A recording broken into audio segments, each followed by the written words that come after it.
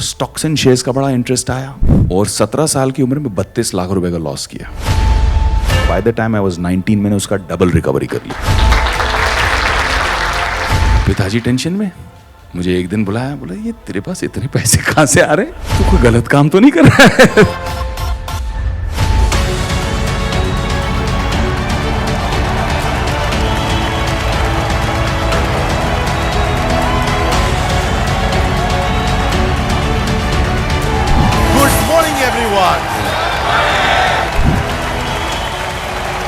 Thank you for all the love. तो आज यार थोड़ी बातें करेंगे, थोड़ी सी मैं आपको अपनी कहानी शेयर करूंगा। मैं पढ़ाई कर रहा था मेयो कॉलेज अजमेर में, जो बहुत स्ट्रिक्ट बॉयज बोर्डिंग स्कूल है अजमेर में। अब बॉयज बोर्डिंग स्कूल में दुनिया इतने में सीमित थी, वही 300 एकड़ का कैंपस, उसी के अंदर खाना पीना कपड़े जूते जो चाहिए होते थे, जाना पड़ता था, साइन करना पड़ता था, बिल पहुंच जाता था पिताजी को। हमें तो कुछ समझ नहीं आया दाल आटे का भाव, तो हम तो ऐसे ही ले लेते, भैया 2 टी-शर्ट देना 2 जूते देना, यही करके ले लेते थे स्टोर से। तो बाहर का एक्सपोजर जीरो। अच्छा, हम निपटा के जब बंबई पहुंचे, अब पिताजी के साथ मैंने आने के बाद कहा कि पॉकेट मनी क्या होनी चाहिए। तूने कहा 500 रुपये बहुत है। पिताजी बहुत ही ज़्यादा उसूल वाले, आदर्श वाले, 500 रुपये ही मिलेंगे, उससे ज़्यादा कुछ नहीं मिलेंगे, और चाहिए तो खुद कमा लो। अब उन्हें कह तो दिया और चोट भी लगी बड़ी गहरी। पहले का बस से जाओ कह रहे हैं, ट्रेन से जाओ कह रहे हैं, फिर उसके ऊपर बोलते हैं 500 रुपये मिलेंगे और कुछ। मैंने कहा 500 रुपये भी आप ही रख लो, नहीं चाहिए। बड़े एटीट्यूड में पंजाबी स्टाइल में दिल बड़ा करके बोल के आ गया मैं। अब हालत ख़राब, अगले सुबह कैसे पहुंचूंगा कॉलेज। एक आध दिन तो किसी दोस्त से पूछ लिया, भैया लिफ्ट दे दे, ये कर दे वो कर दे। रोज़ का मैनेजमेंट कैसे होगा भैया। चल के जाना पड़ा मुझे भाई, मेरे यहाँ से घर से चल के जाना पड़ा। रियल फाका जिसको कहते हैं, बिल्कुल जेब में कुछ नहीं। अब ऐसे में एक अपॉर्चुनिटी आई, किसी ने शो पे देखा, एक रेडियो प्लेज जो क्रिएट करती थी, उन्होंने कहा कि आपकी आवाज़ बहुत अच्छी है, आप एक्सप्रेशन बहुत अच्छा करते हो, आप रेडियो प्लेस करोगे क्या। मैंने कहा हाँ ज़रूर करेंगे। रेडियो प्लेस करने पहुंच गए, वहाँ किसी ने पूछा आप जिंगल्स करोगे, रेडियो के एड्स करोगे, तो मैंने कहा हाँ कर लेंगे। फिर किसी ने वहाँ से पूछा बड़ी अंग्रेज़ी फिल्में और सीरीज़ हिंदुस्तान आ रही हैं, आप उसकी हिंदी में डबिंग कर लोगे। मैंने कहा हाँ कर लेंगे। ये जो जिसने ये कहा उनका नाम था रॉनी स्क्रू वाला, जिन्होंने आगे चल के यूटीवी बनाई। और यूटीवी एक छोटी सी जगह होती थी जहाँ हम जाया करते थे, बेसमेंट के अंदर एक छोटा सा डबिंग स्टूडियो हुआ करता था। और जितनी आपकी पिक्चरें हैं जुरासिक पार्क से लेके देखो देखो बड़ी चिपकली, वो सारा हम जाके वहाँ पे हिंदी में डबिंग करते थे। और भाई ऐसा हुआ कि महीने का 40-50 हज़ार कमाने लग गया आपका भाई। और मैंने अपना खुद का अकाउंट खोला सेपरेट, और बैंक अकाउंट के साथ में एटीएम कार्ड लिया। उस ज़माने में एटीएम कार्ड मतलब वाह वाह, मतलब स्टाइल होता था। एटीएम कार्ड टेबल पे निकाल के रखने का अलग ही मतलब फील होती थी, क्या बात है। अब पिताजी टेंशन में मुझे एक दिन बुलाया, बोला ये तेरे पास इतने पैसे कहाँ से आ रहे हैं, तू कोई गलत काम तो नहीं कर रहा है तुम। और फिर उनको मैंने समझाया बताया।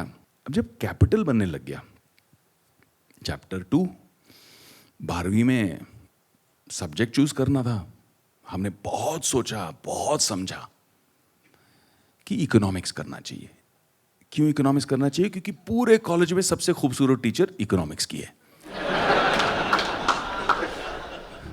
हम पहुंच गए इकोनॉमिक्स करने, पर एक्चुअल रुचि आई। लड़की का नाम रुचि नहीं था, एक्चुअल इंटरेस्ट आया कि किस तरह से इकोनॉमिक्स वर्क करता है। जहाँ हम रोज़ वड़ा पाव चाय पीने जाते थे, सदा नाम था उसकी, छोटी सी पान बीड़ी की दुकान थी, उसके बगल में हरी भाई थे जिनकी चाय वड़ा पाव की दुकान थी। उनसे हम पूछने लगे भैया आप कैसे करते हो बिजनेस बताओ। और जो अंदर क्लासरूम में सीख रहे थे उसको हमने इनके बिजनेस में अप्लाई करना शुरू कर दिया कि कितना किताबी है और कितना प्रैक्टिकल। तो स्टॉक कैसे करते हैं, कैश फ्लो का मैनेजमेंट कैसे करते हैं, ये सारी चीज़ें वहाँ से सीखी। और देखते ही देखते माइक्रो फाइनेंस शुरू कर दिया। यानी कि कॉलेज के जितने लोग थे उनके बिजनेस मॉडल को समझना। कोई डोसा वाला है, तो कोई वड़ा पाव वाला है, कोई चाय वाला है, कोई सैंडविच वाला है, किसी की पान बीड़ी की दुकान है।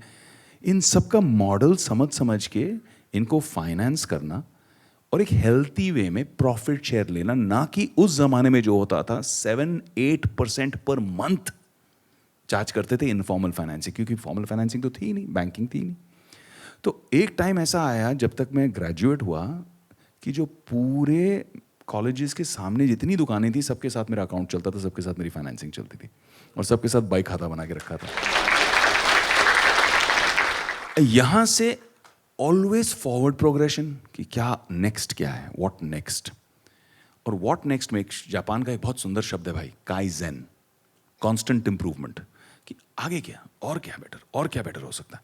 लाला जी की तरह रिलैक्स नहीं करना हमको कि भाई हो गया, चलो ठीक है, सब चल रहा है, अब छेड़ो मत। आगे क्या, नेक्स्ट क्या, ग्रोथ कैसे होगी। उस ग्रोथ की फिराक में आगे बढ़े। स्टॉक्स एंड शेयर्स का बड़ा इंटरेस्ट आया, स्टॉक लगाए, लोगों के कहने पे टिप विप किए और 17 साल की उम्र में 32 लाख रुपए का लॉस किया। ऐसा लग रहा था हाय हाय, वो फिल्मों में चूड़ियां उड़ियां तोड़ते ना, वैसे लग रहा था मुझे कि ये क्या हो गया, मेरा पूरा कैपिटल इरोड हो गया भैया। जितनी मेहनत करके इतना कुछ किया था, क्रिएट कमाया था, इतना मल्टीप्लाई किया था, वो सब खत्म हो गया। I lost a lot of money. Then I did it the right way, apprentice किया, जाके किसी के अंडर सीखा, पूरा सिस्टम समझ में आया और फिर मैं कहा कि इसको मैं रिकवर करूंगा। By the time I was 19 मैंने उसका डबल रिकवरी कर ली। कमोडिटीज में जाके काम किया, बट इस टाइम सोच समझ के पहले जाके अप्रेंटिसशिप की, कोई ईगो नहीं, नौकरी की तरह जाके वहां पे मेहनत की, समझा, सीखा, फिर कमोडिटीज का मार्केट समझ के उसमें कैसे कमाया। उसके बाद 19-20 साल की उम्र में I set up my first technology company और 19-20 साल की उम्र में मैंने ऑलमोस्ट 12 करोड़ रुपए रेज किए। तो ग्रोथ इस तरह से हुई लाइफ में। तो फाइनली मैं ये कहना चाहूँगा आप लोगों को कि my personal experience has taught me, और मैं हमेशा अच्छे लोगों से, बड़े लोगों से, जो आप बड़ा बिजनेस में भी करते हो, बिलियनर प्रोफेसर्स को लेके आते हो, तो मेरे लिए भी कुछ लाइफ के ऐसे अच्छे बिलियनर प्रोफेसर्स बन गए हैं जो कुछ समय देते हैं और उनका समय बहुमूल्य है मेरे लिए। मैं अभी रिसेंटली मुकेश भाई अंबानी से मिला और जब भी उनसे मिलता हूं तो वो हमेशा कुछ ऐसी बात करते हैं जिसका कोई इल्म ही नहीं है मुझे, कोई नई टेक्नोलॉजी, कोई नया फ्यूचर। जिस आदमी के पास इतना स्टेडी बिजनेस चल रहा है, इतना सॉलिड एनर्जी का बिजनेस है, टेलीकॉम का बिजनेस है, वो आगे ऑलरेडी सोच रहे हैं what next for the group, what next for the company, what's the future, what's the next technology. इस तरह का एक्सपोजर मिलना बहुत अच्छा है। तो अंत में यही कहना चाहूँगा मेरे भाई कि मैंने लाइफ में कुछ उसूल अपने भी रखे हैं। जब भी पैसा कमाया तो उस पैसे का कोई अच्छा काम ज़रूर किया, ये लॉस नहीं है आपका। तो बिजनेस तो बड़ा करो ही, क्योंकि हम धंधा तो सब कर लेते हैं, बट आई थिंक जो डॉक्टर विवेक बिंद्रा कर रहे हैं, जो बड़ा बिजनेस की टीम कर रही है, वो लोगों को धंधा से बिजनेस तक लेके जा रही है। बहुत फर्क है। धंधा सब कर लेते हैं, गल्ले पे बैठ के कोई भी धंधा कर सकता है, बट धंधा को बिजनेस बनाना वो बहुत बड़ी बात है। And that's why I support you, I believe you. Because आप जब धंधा को बिजनेस करोगे, 1 लाख लोग जब धंधा से बिजनेस में ट्रांसफर करेंगे तो बिजनेस की ग्रोथ होगी, बिजनेस की ग्रोथ से एम्प्लॉयमेंट जनरेशन होगी, लोगों के घर बसेंगे, खाना मिलेगा लोगों को। तो it's actually a huge contribution to society. मैं हमेशा आपको यही कहता हूँ कि नए भारत का, नव भारत का जो निर्माण हो रहा है, उसमें आप बहुत बड़ा एक योगदान कर रहे हो, and I am very proud of you for that.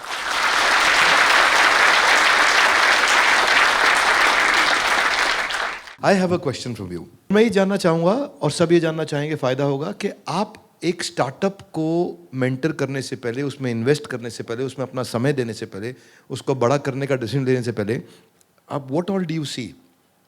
क्या 5-7 चीज़ों का ध्यान रखते हैं कि यार ये अगर कंपनी में होगा तो मैं उसमें आने को तैयार हूँ और उसको बड़ा करूँगा? बहुत बहुत बढ़िया सवाल है। तो कोई भी बिजनेस, चाहे वो स्टार्टअप कंपनीज हो, चाहे वो ट्रेडिशनल फैमिली ओन्ड बिजनेसेस हों जो 2 साल, 3 जनरेशन, 4 जनरेशन चलते आई हैं, जिनको हम पब्लिक ले गए हैं, IPO ले गए हैं, कोई भी बिजनेसेस में कुछ चीज़ें मेरे लिए बहुत मायने रखती हैं। फर्स्ट कट, तह तक जाना तो बाद में होता ही है, हर चीज़ की आप डिटेल्स देखते हैं, आप अकाउंट्स देखते हैं, एनालिसिस करते हैं, बट जो इनिशियल चीज़ें हैं, जो इमीडिएट इंपॉर्टेंट चीज़ें हैं, फर्स्ट कट, सुपरफिशियल लेवल पे, पहला और सबसे अहम, फाउंडर कौन है, बिजनेस चला कौन रहा है, उसका माइंडसेट क्या है, उसकी स्टेबिलिटी क्या है, उसका बिहेवियर कैसा है, समझने की कोशिश करते हैं। क्योंकि जब आपसे कोई मिलता है बिजनेस के लिए तो वो आपका बेस्ट बिहेवियर ही प्रेजेंट करता है, लेकिन उसके बारे में लोग क्या कहते हैं, मार्केट क्या कहता है, सप्लायर्स क्या कहते हैं, उसके वेंडर्स क्या कहते हैं, हम उसकी पहले एनालिसिस निकाल लेते हैं कि how is his credibility, mindset कैसा है। तो first most important thing is आप अपने बिजनेस के खुद ब्रांड एम्बेसडर हो, यू आर दैट बिजनेस। तो आपको वो ईथॉस, वो माइंडसेट उसमें सिर्फ धंधे में नहीं, अपने आप में भी मेंटेन करना है। इसीलिए आज टाटा ग्रुप की इतनी रिस्पेक्ट बनी रहती है, जबकि इतने सारे ऐसी फैमिली ओन्ड कंपनीज हैं भाई जो सेकेंड जनरेशन थर्ड जनरेशन तक खत्म हो जाती हैं, फिनिश हो जाती हैं, बट इन्होंने एक इथॉस मेंटेन रखा। तो first thing is the founder और the owner. Second thing is the environment. क्या ये सनराइज सेक्टर है या सनसेट? क्या इसके अंदर ग्रोथ पोटेंशियल है या नहीं? आप मेरे पास आओगे इंटरनल कंबशन इंजन रिलेटेड कोई बिजनेस लेके, मैं बोलूँगा नो, क्योंकि मुझे पता है कि आज धंधा है लेकिन डिप्लीटिंग है, डाउन जा रहा है ये। सनराइज क्या होगा, आप ईवी लेके आओगे, मैं बोलूँगा okay I am interested, because electric vehicles में पोटेंशियल अब बढ़ रहा है। So you look at whether the environment is right और नॉट। आप बोलोगे मैं हिंदी फिल्म में बना रहा हूँ और ब्राज़ील में शूट करूँगा ब्राज़ीलियन एक्टर्स के साथ में और ब्राज़ील में डिस्ट्रीब्यूट करूँगा, मैं बोलूँगा नो भैया, मार्केट ही नहीं है वहाँ पे। पायनियर करना होना, उसकी चांसेस पॉसिबिलिटीज़ 1% है। मैं वो 1% पे अपने इन्वेस्टर्स का रिस्क क्यों लूँगा? I will not put my name, my brand, my money, my investors money. So you look at the environment, that's the second thing. Founder, manager, founder, owner. Second, environment. The third is, what are you solving? क्या pain point है? क्योंकि जहां pain point है वहां opportunity है। क्या pain point को आप सॉल्व कर रहे हो? क्या अपॉर्चुनिटी है जो आप क्रिएट कर रहे हो from that problem? How are you solving that problem and are you doing it better than what the existing solutions are? Is it better? Is it more scalable?